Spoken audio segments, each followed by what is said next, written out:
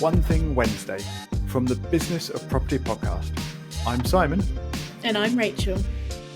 And in these episodes, we get straight to the point. That's right. And this week, our one thing to recommend is work out your top priority for the next 3 months.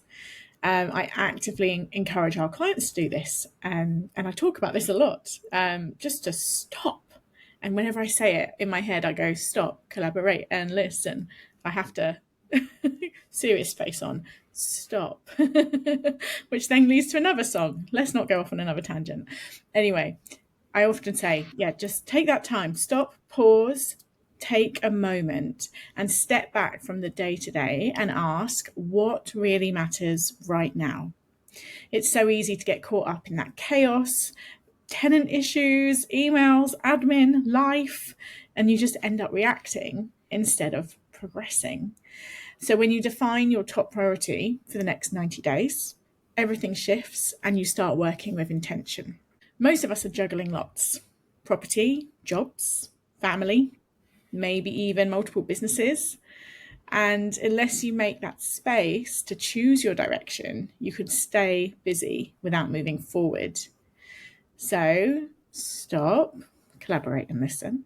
Take 15 minutes and ask, what's the one thing I want to make real progress on in the next 90 days? And it's that small act that brings clarity. And how you do this, block out some time, 15 minutes, 30 minutes, even a quiet coffee break, and ask yourself, what would make the biggest difference to my goals? What have I been avoiding, delaying, or dreaming about? And if I could just get one thing done in the next 3 months, what would I be proud of? Write the answer down, make it visible, stick it on the wall, you put it on your phone, wallpaper, whatever works for you, and break it into those milestones. Don't overcomplicate it, just enough to give you a starting point. And revisit it every week. 5 minutes just to check in and keep yourself on track. So it helps you say no to those distractions and improves your momentum. So you're not just spinning plates, you're building progress, and gives you a filter for your decisions. Does this move me closer to my priority? And the science, I always love the science, backs this up. Setting a specific time-bound goal increases your chances of achieving it, and it helps your brain stay focused, even just subconsciously. Yes. I think I can identify so much with the problems of not doing this in a software business. And this is in every business. This is in every business, I'm sure. But obviously, my business is primarily a software business.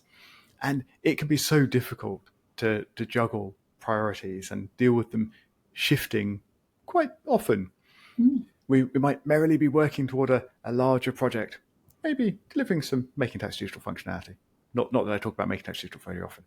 And then a customer will make a great suggestion for optimizing their workflow, which would be a great addition to PATMA. And we really want to get that implemented to help them and help other users as well. And if you're not careful, before you know it, a month or 3 months have passed and you've delivered lots of great features that customers have been asking for, but progress on sort of the overall goals, your larger goals, just hasn't really happened.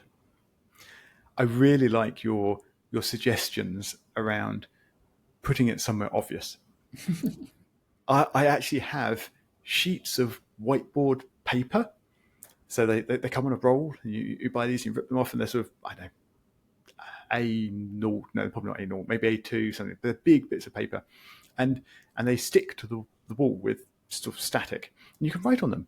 That's great. So I have these on my wall here in my office with things written on them. And you can add sort of notes as you need to, as you go along.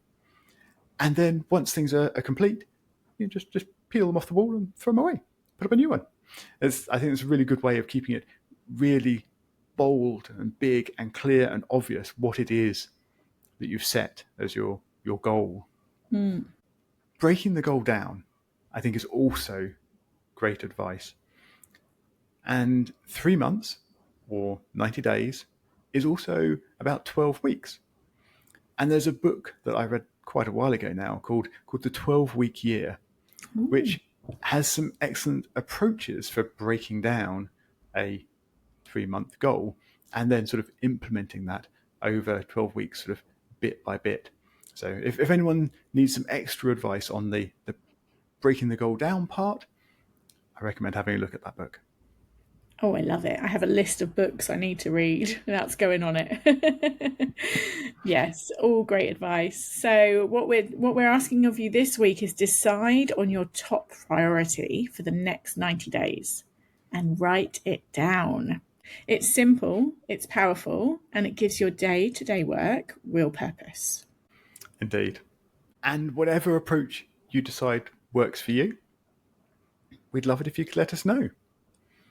You can email us on show@thebusinessofproperty.com. Thank you for listening, and we'll talk to you again next time.